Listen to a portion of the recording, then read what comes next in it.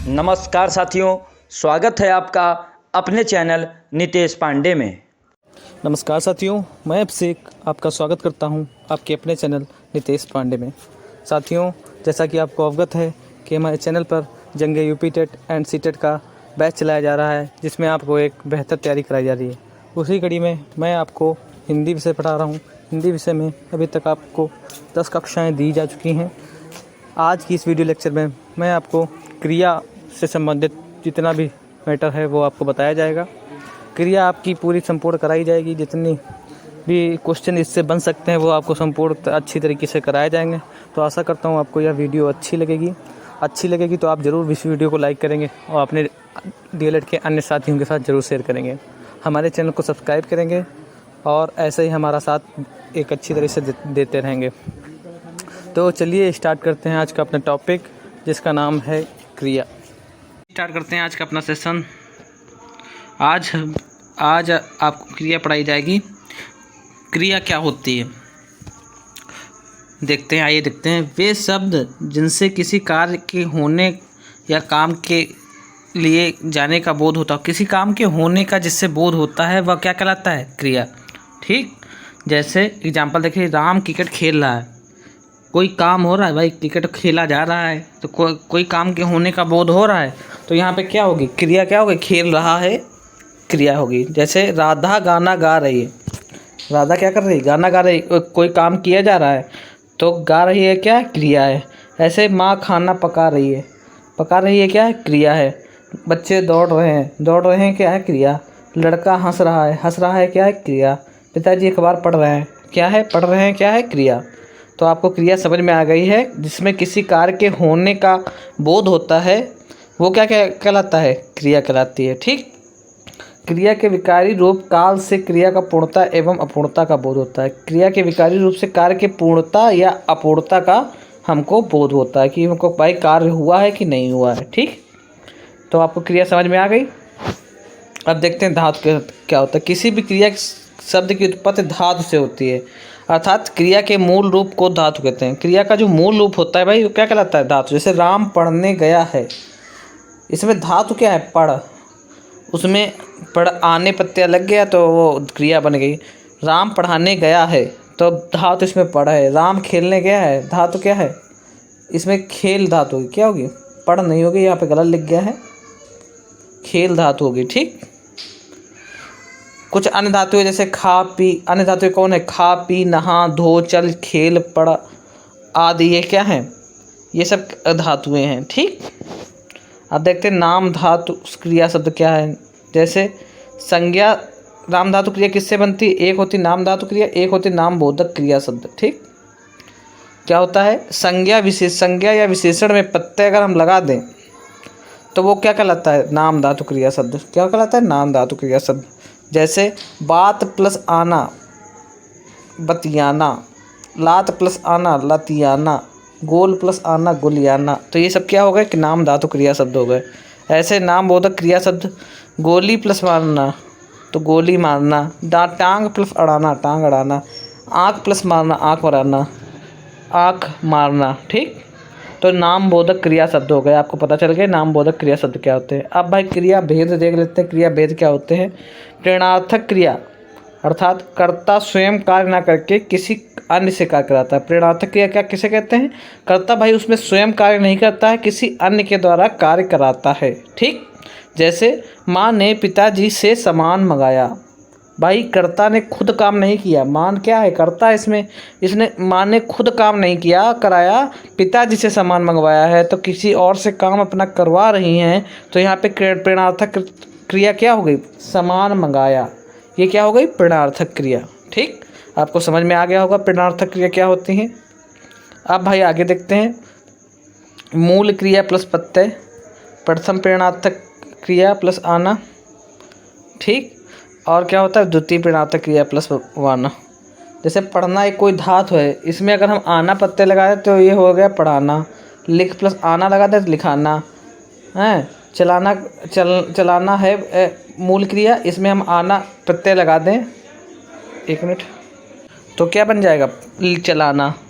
ऐसे पढ़वा अगर हम वाना प्रत्यय लगा देते हैं वाना प्रत्यय लगाते हैं तो पढ़वाना, लिखवाना, चलवाना, तो ये क्या हो गई द्वितीय प्रेरणार्थक क्रिया। ठीक, वाना लगवा देते।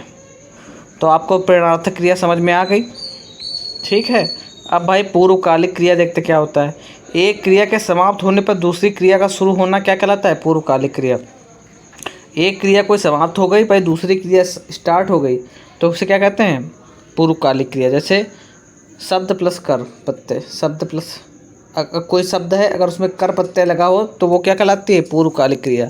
जैसे राम नहाकर ऑफिस जाएगा, नहाकर इसमें क्या है, पूर्वकालिक क्रिया। मोहन दौड़ कर पानी लाएगा, कर आगे प्रत्यय, तो हम जान जाएंगे पूर्वकालिक क्रिया होगी। ठीक, इसलिए कैसे बनती है, यौगिक क्रिया किसे कहते हैं, ये आप समझ गए हैं कि पूर्वकालिक क्रिया होगी, ये आप समझ गए हैं। अब देखते हैं भाई यौगिक क्रिया कैसे होती है। दो क्रिया शब्द दोनों को स्वतंत्र प्रयोग भी हो सकता है। यौगिक क्रिया और संयुक्त क्रिया में अंतर बताया जा रहा है।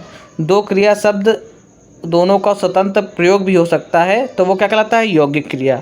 दो क्रिया शब्द लेकिन स्वतंत्र प्रयोग नहीं होता। संयुक्त क्रिया में क्या होता है, उसका स्वतंत्र प्रयोग नहीं होता है। ठीक, इसमें एक अर्थ में प्रयोग होता है यौगिक क्रिया में।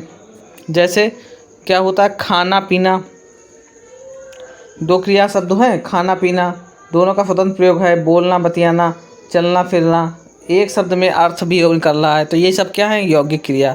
संयुक्त क्रिया क्या है, दो क्रिया शब्द लेकिन स्वतंत्र प्रयोग नहीं होता, इनका स्वतंत्र प्रयोग नहीं होता। आदेश मिलते ही सैनिक चढ़ पड़ा, भाई जब आदेश मिला तब सैनिक चला। दवाई लेते ही मरीज सो गया, तो ये क्या है, संयुक्त क्रिया है। ठीक, इसमें कोई इसका स्वतंत्र प्रयोग नहीं होता, एक क्रिया के होने के बाद दूसरी क्रिया होती है, बस स्वतंत्र प्रयोग नहीं होता। ठीक, आदेश मिलते ही सैनिक चल पड़ा, दवाई लेते ही मरीज सो गया। तो आप समझ गए यौगिक क्रिया और संयुक्त क्रिया में क्या अंतर है। अच्छे से देखिए। आप देखते हैं भाई, रचना के आधार पर क्रिया के भेद, ये बहुत इम्पोर्टेंट है, आपके पेपर में पूछा जाता है कि सकर्मक क्रिया क्या होती है, अकर्मक क्रिया होती है। इसमें सकर्मक क्रिया में भाई सकर्मक सामान्य कर्म की आवश्यकता तो पड़ेगी भाई, इसमें अकर्मक क्रिया में कर्म की कोई आवश्यकता नहीं होती। सिर्फ क्रिया शब्द के, दूसरा पॉइंट देखते हैं, सिर्फ क्रिया शब्द के द्वारा संपूर्ण स्पष्ट अर्थ नहीं मिलता। इसमें कोई क्रिया शब्द होता है, उसके द्वारा संपूर्ण अर्थ नहीं मिलता है। इसमें सिर्फ क्रिया शब्द संपूर्ण अर्थ देता है, इसमें क्रिया शब्द के द्वारा ही भाई संपूर्ण अर्थ मिल जाता है। ठीक, ये अंतर हो गया। क्रिया व्यापार और फल प्रभाव कर्म पर पड़ता है। ठीक, इसका जो क्रिया का जो फल है कर्म पर पड़ता है, क्रिया का जो प्रभाव है वो कर्म पर पड़ता है। इसमें क्रिया का जो प्रभाव है कर्ता पर पड़ता है, इसमें भाई कर्म पर पड़ता है, इसमें कर्ता पर पड़ता है।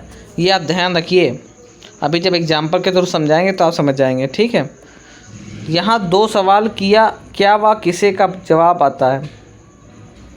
अगर हम क्रिया में क्या और वह किसे का क्वेश्चन लेके पूछें तो हमको किसका पता चलेगा, कर्म का पता चलेगा। ठीक, क्या किसे का जवाब मिलने की ज़रूरत नहीं पड़ती, इसमें कोई ज़रूरत ही नहीं पड़ती है। ठीक, जैसे राम आम खाता है, क्या खाता है, क्वेश्चन पूछिए आप, क्या खाता है, आम, तो आम क्या हो गया, कर्म हो गया। ठीक, तो आप समझ गए हैं, ये सकर्मक क्रिया, इसमें क्रिया कर्म पता चल जाता है कि कर्म क्या है, और इसमें कोई कर्म पता ही नहीं चल रहा है, क्या सो रहा है, कुछ पता तो चल नहीं रहा। इसमें क्वेश्चन पूछो क्या सो रहा है, कुछ पता ही नहीं चल रहा है, इसमें हमको कर्म पता ही नहीं चल रहा है, तो ये अकर्मक क्रिया, इसमें कर्म नहीं है।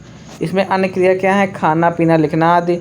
इसमें अन्य क्रिया क्या है, रोना सोना चलना आदि।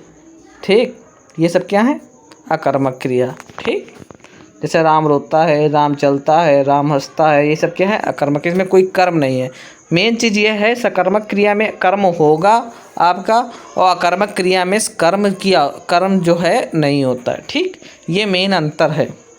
अब भाई देखते हैं द्विकर्मक क्रिया क्या होती है, जो आपके पेपर में बहुत इंपॉर्टेंट का रोल है इसका। द्विकर्मक क्रिया, एक क्रिया एवं दो कर्म होते हैं। इसमें एक क्रिया होती है द्विकर्मक में, और दो कर्म होते हैं। ठीक, कितने होते हैं, दो कर्म होते हैं। ठीक, दो कर्म होते हैं और एक क्रिया होती है। जैसे विवेक बच्चों को व्याकरण पढ़ाता है, तो बच्चों और व्याकरण ये क्या हो गए, दो कर्म हो गए।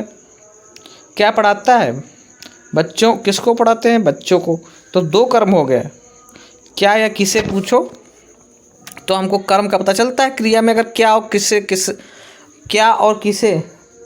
क्या और किसे लगा के प्रश्न पूछोगे क्रिया में तो हमको कर्म का पता चलता है। ये अभी हमने ऊपर पढ़ा।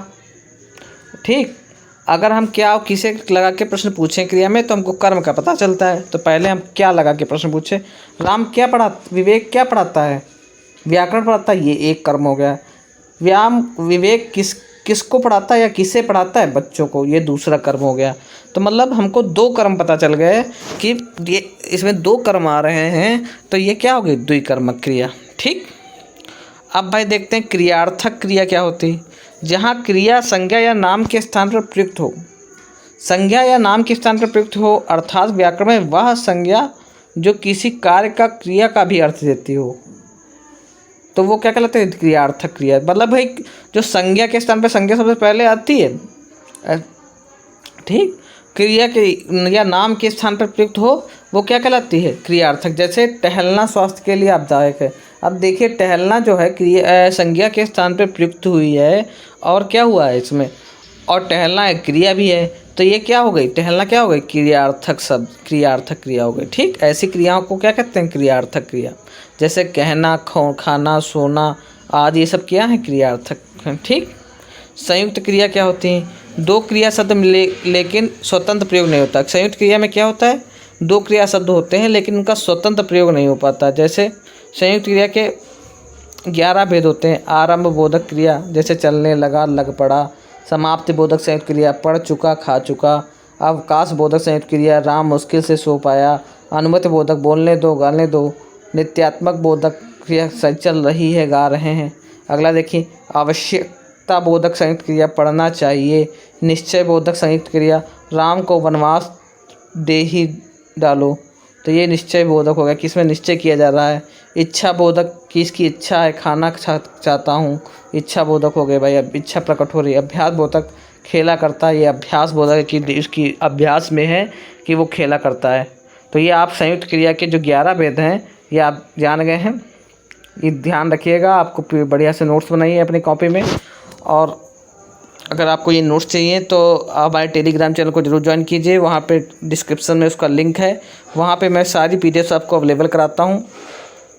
जितनी भी कक्षाएँ मैंने ली हैं, ठीक, उसकी सारी PDF मैंने डाली हुई हैं। आप जाके वहाँ पे जाके देख सकते हैं और अपनी पढ़ाई को एक अच्छी तरीके से कर सकते हैं। ठीक, अब शक्ति बोधक संयुक्त क्रिया क्या होता है? मैं कर सकता हूँ। पुनरुक्ता बोधक, इसमें इसका शक्ति का प्रदर्शन हो रहा है कि मैं कर सकता हूँ, कोई काम होगा। पुनरुक्ता संयुक्त क्रिया, पढ़ा लिखा करता हूँ। मतलब पुनरुक्ता मतलब आदत में है इसका कि पढ़ा लिखा करता हूँ। पुनरुक्ता मतलब आदत, तो समझ गए। तो ये सब इतने भेद थे संयुक्त क्रिया के। इसी में से आपके पेपर में क्वेश्चंस आएंगे। इसी से रिलेटेड जितने भी प्रश्न है मैं आपको करवाऊँगा प्रैक्टिस सेट में। ठीक है, तो क्रिया आपको समझ में आ गई है। अगर आपको पसंद आई ये वीडियो तो लाइक कीजिए। डीएलएड के अन्य साथियों के साथ, अपने मित्रों के साथ, अपने अन्य मित्रों के साथ ज़रूर शेयर कीजिए। हमारे चैनल को सब्सक्राइब कीजिए। आपके एक सब्सक्राइब से हमें बहुत मोटिवेशन मिलता है ऐसे ही नई अच्छी वीडियो डालने के लिए। तो आशा करता हूँ आप वीडियो को लाइक और सब्सक्राइब करेंगे और हमारे चैनल पे और ये वीडियो अच्छी लगी है तो आप कमेंट में भी बताएंगे। तो चलिए मिलते हैं अब अगली वीडियो में, तब तक के लिए नमस्कार।